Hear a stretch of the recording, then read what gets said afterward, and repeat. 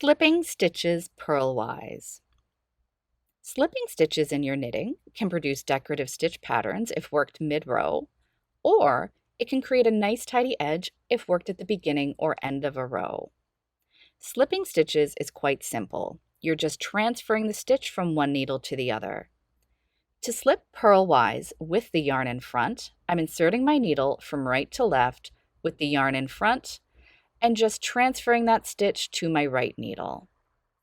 I'll move the yarn to the back of my work to knit the following stitches.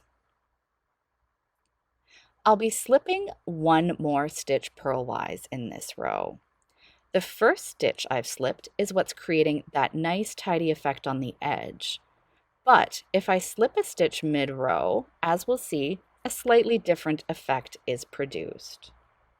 So I'm just continuing to knit along my row until I reach the next stitch that I want to slip purlwise. I will be slipping this stitch purlwise with the yarn at the back of my work, meaning that I will not need to move it before I slip this stitch.